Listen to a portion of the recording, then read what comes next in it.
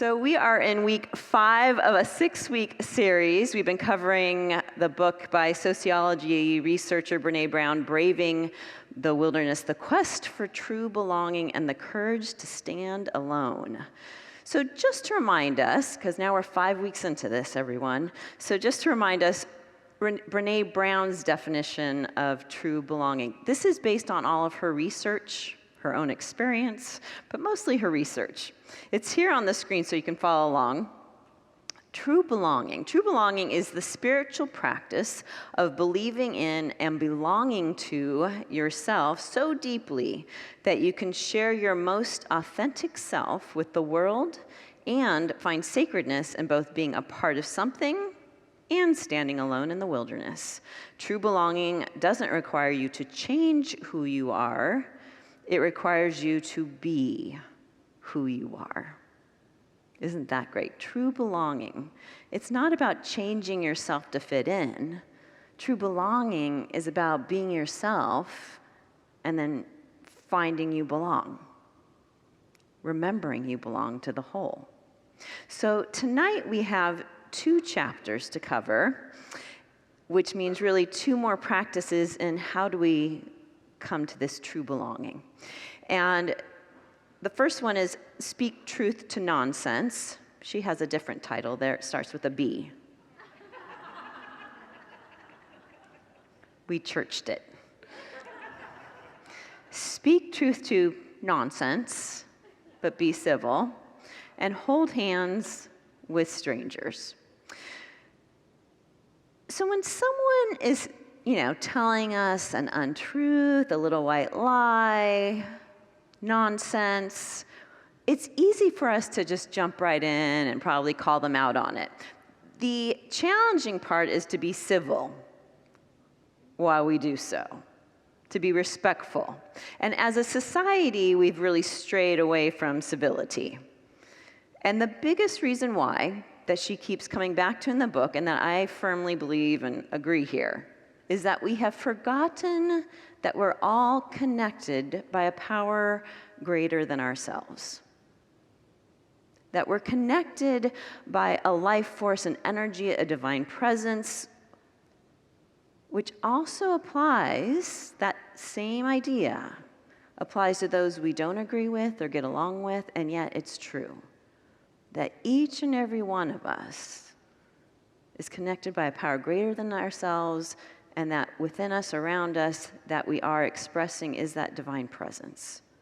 So we've mastered the standing alone part of her definition and of true belonging. I'm going to stand alone, or I'm going to stand in my own group that agrees with me, that thinks the way I think, believes the way I believe.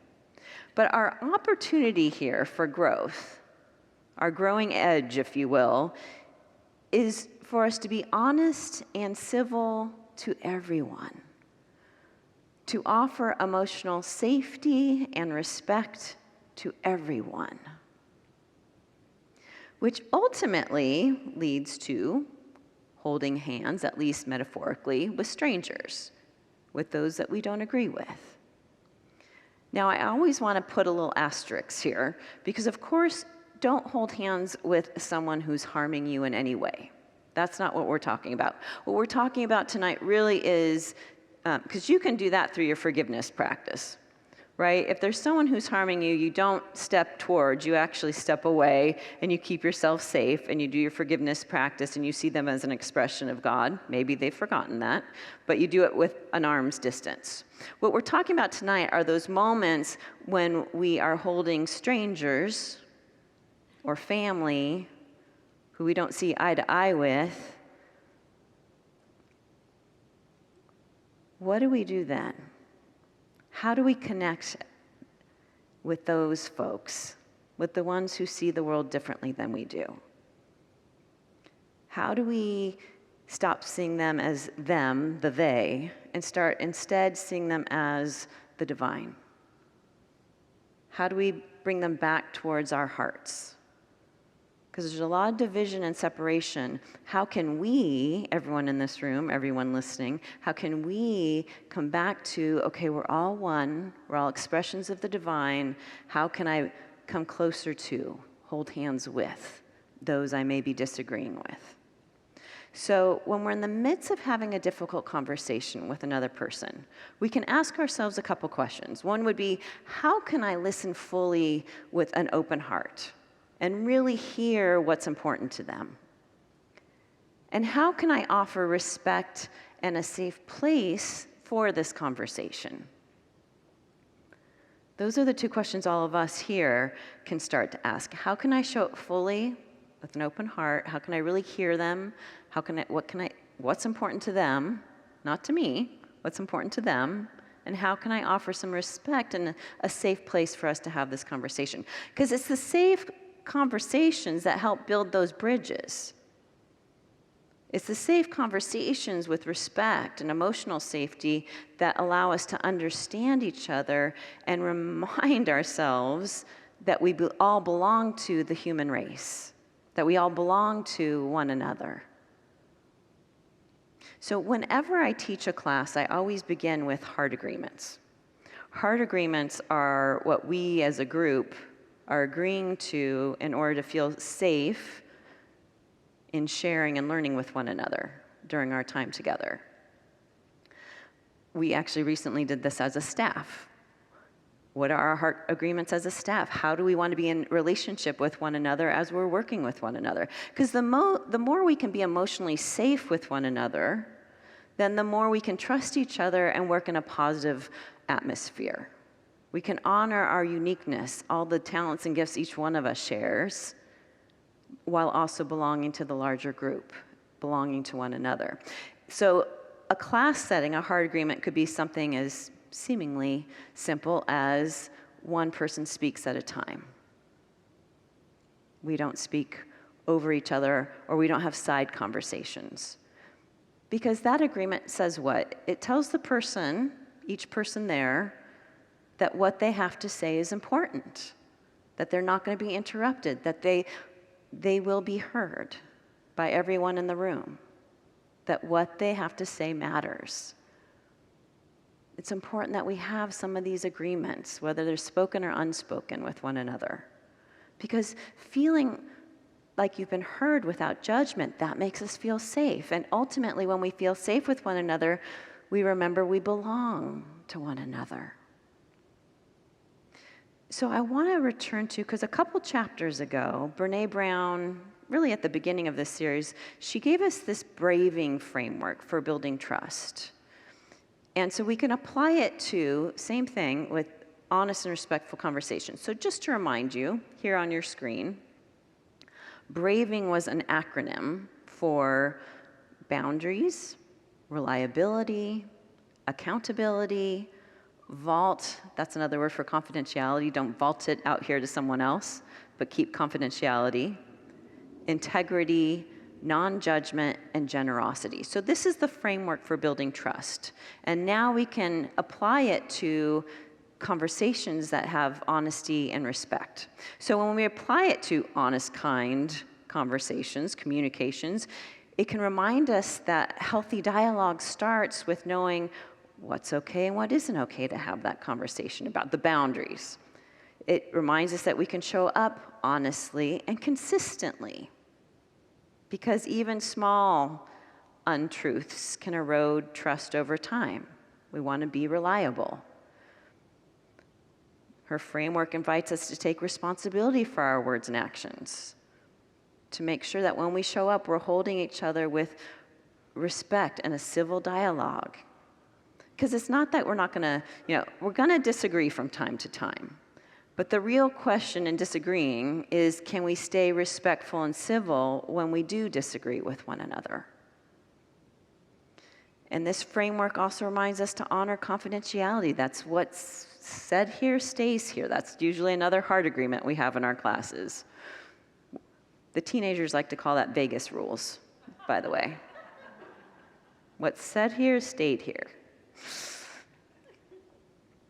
But when you know someone will keep your confidence, don't you feel more trustworthy? And then you feel more connected to that individual. And then that the integrity, it asks us to stay grounded in our values even when emotions rise. or even when we strongly disagree with somebody. There's many times, I need to pause. We need to take the pause to our own reaction. So even when we think the other person might be full of baloney, we take the pause. We breathe and get ourselves back to our own integrity, knowing that, okay, my integrity is that I'm going to move forward in this conversation, in this communication, calmly and with kindness. And that N for non-judgment, it encourages curiosity. So going into conversations not with a win-lose mindset, instead of trying to prove somebody wrong, we simply can ask questions like, well, tell me more, or tell me, why is that important to you? Again, watch your tone, everybody, right? Why is it important? I want to know more. Being curious, adding that curiosity piece in there. Tell me more. Why is it important to you? And then finally, the G, the generosity. The generosity, it allows us in conversations to assume the best in others. And so when we approach a conversation or a situation, to assume the best with an open heart. Brene Brown writes, what's the most generous assumption we can make about the people around us? And I know for some of you who have studied the 4 agreements with Miguel Ruiz, one of the agreements is, don't make assumptions. And that's based on, because usually we make assumptions that are negative. Usually we jump to conclusions and start making up a story. But here, Brene Brown is inviting us, asking us to assume the best of people, the best of their intentions, and then get clarity. Ultimately, when we speak truthfully and respectfully, we're honoring the divine expression of both ourselves and that other person. Whether you are remembering that, they're remembering that or not. But we can show up in our own integrity, in our own spiritual awareness, and honor the divine expression of that other person. Return to, this person is also an expression of the divine, of life itself. So how can I best honor them while also staying sacred and respectful and loving to my own self? Because as we move into her chapter 6, we're reminded that humans are made for connection. We're made for connection. There's a sociology term. So in 1912, they called it collective effervescence. I love this term. It sounds so fancy. Now sociologists use the term collective assembly. Much more scientific, right? But according to the researchers coined the term collective assembly has been shown to fill a life with, quote, a sense of meaning, increased positive effect, an increased sense of social connection, a decreased sense of loneliness, all essential components of a healthy, happy life, is what they reported. And when I read that, it made me think about the difference between attending church and watching on YouTube. No slight to our friends who are watching on YouTube, because they may be out of town or have health stuff going on. But there really is a difference, isn't there, between showing up and feeling the energy and the feeling of coming together in the same place in spiritual community with one another. It's why the pandemic hit us all so hard, because we're wired to be in each other's presence. We're wired to be in each other's presence. Researchers have actually found this. They have found that positive psychological benefits to humans experiencing life together in a group. And it's true whether we're gathering for a celebration or we're gathering for grief. It could be a concert or it could be a funeral. But there's a positive lingering effect that lasts past that event itself, the gathering itself, that reminds us that in these moments of joy and grief, that we're connected to one another through community. That being together, our shared humanity, makes a long-term difference in our lives. This is what Brene Brown writes. She says, these shared experiences of collective joy and pain are sacred experiences. These experiences tell us what is true and possible about the human spirit. We need these moments with strangers as a reminder that despite how much we might dislike someone on Facebook or even in person, we are still intricately connected. We're still intricately connected. So last month, as some of you know, now all of you will know, I went to a Def Leppard concert. You know, the metal hair band in the 80s. Okay, I got a thumbs up back there, right on. Some of you said, wow, Stacy, I wouldn't have taken you as a Def Leppard fan. And you'd be right. I was more of a Duran Duran fan. But I was there with people who are big Def Leppard fans. I was surrounded by people who were and are big Def Leppard fans. And it was joyous. It was so much fun being in an auditorium filled with 4,300 people, all singing and swaying and wearing their 80s metal hairband t-shirts. And they were, probably unsurprisingly, mostly my generation, Gen X. You know, we're forgotten, we're overlooked. And yet here we were, Gen X, all together in our collective joy, remembering each other, remembering our time, celebrating music that shaped our teen years. The people in front of me, the people around me, we could have voted completely different in November. And in that moment, it didn't matter. In that moment, we were enjoying shared experience of that concert and music. The power of human connection. And I shared in a recent Sunday service that there was a Saturday in February where in the morning I was officiating a memorial service, and then that evening I was attending a wedding. And both services had laughter and tears. There was a coming together of family and friends and a celebration of life itself. For a life that had been lived, and for these new life, you know, as a couple that was going to get started. We need each other. Humans need each other. It's up to each one of us to look for what connects us with our fellow humans. We are so busy looking at what we don't agree with or don't agree on. It's time for us to flip the switch, if you will, and start looking for what connects us with one another. Here's what Brene Brown writes in the book. She says, the more we're willing to seek out moments of collective joy and show up for experiences of collective pain, for real, in person, not online, the more difficult it becomes to deny our human connection, even with people we may disagree with. Because these moments remind us of what's true about each other. They remind us of our shared human spirit.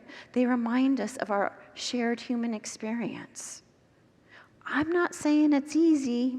I'm not saying it's easy to see the good in the people that we disagree with or we dislike. So in trying this out myself, I thought, you know what, Stacy, you need to return to those 5 unity principles. So in Unity, we teach these 5 unity principles. And I thought, you know, we need to apply them. What are our teachings? How can we apply our teachings to this practice with Brene Brown? So our first unity principle is that God is the goodness of the universe, present in every situation, the universal love and wisdom that underlies all of existence. If this is true, here's your challenge, friends. Find it. Look for the good. Look for where the love is in every situation, in every person. Challenge yourself. Look for the helpers. Look for how you connect. Find the good. Principle number 2, each of us is inherently good because we're expressions of spirit of this creative universe. Each of us, whether we like that other person or not, we're all expressions of the divine. some of us have forgotten, sometimes I forget, our divine nature. And it's up to each one of us to remember our divine nature, our divine identity, to collectively together, each of us here, remember together so that we can raise the consciousness of our community and ultimately our world. Principle 3, our thoughts have creative power to determine our experiences. So you can go into a conversation with anger, looking to win the argument, or you can go with an open heart. But you have the creative power to determine that experience. Principle 4, prayer and meditation align us to our own spiritual nature and to the one power and presence of the universe, also called God. It's in prayer and meditation that we're reminded of our oneness, that we're reminded that we're all connected as human beings. It's the coming together in meditation, whether it's a Wednesday night or a Sunday morning, that we collectively, again, are raising consciousness and that we share together in a shared experience of spiritual community, which then leads us to a feeling of belonging. Principle 5, it's not enough to understand spiritual teachings. We must apply our learning in all areas of our life, incorporating them into our thoughts, words, and actions. In other words, be honest, be respectful, and hold hands, metaphorically anyway, with strangers. We must be true to ourselves while also remembering we belong to the whole. I want to share this quote by Irish priest John O'Donoghue. Here on your screen, you can follow along. Only holiness will call people to listen now. And the work of holiness is not about perfection or niceness. It is about belonging, that sense of being in the presence. And through the quality of that belonging, the mild magnetic of implicating others in the presence. This is not about forging a relationship with a distant God, but about the realization that we are already within God. We come together in holiness as a human race, knowing that we're already within a part of expressions of God. So chapters 5 and 6 remind us, friends, that the path to true belonging, it requires courage, it requires curiosity, and it requires compassion. You know, maybe some of you saw that there was this study just this week of 25 countries. And of those 25 countries, Americans were the most likely to say of their fellow countrymen that they were bad or untrustworthy. We need to get past that. We need to heal that. We do that with compassion. We do that with curiosity. And we do that with remembering that we're all expressions of the divine. So when conversations become difficult, Brené Brown invites us to move beyond that habit of even staying silent or withdrawing, but she's encouraging us to stay present, to speak truthfully, to listen deeply, even when we're disagreeing with one another, that we can approach one another with curiosity rather than judgment. We can create space for understanding instead of mistrust and division. At a deeper level, these chapters keep reminding us over and over the spiritual truth that we must remember our shared humanity, that it becomes easier to see one another not as opponents, but as fellow travelers when we do. That true belonging is not about staying in our own tribe who think like we do. It's not about winning arguments, proving that we're right or our side's right. It is about staying connected in our integrity, our compassion, and the deeper truth that we're all part of the human family. It's in that space of courage and generosity that we can help create the kind of compassionate community where authentic belonging becomes possible. But it's up to each and every one of us, my friends. So, be honest, be respectful, be civil, hold hands with strangers, ask their permission first. But the invitation tonight is to choose love over fear, connection over division, and to remember the truth that you already know that's already within you, which is that we belong to one another. And that concludes our 5th lesson in our 6-week series. Thank you, everyone. Blessings.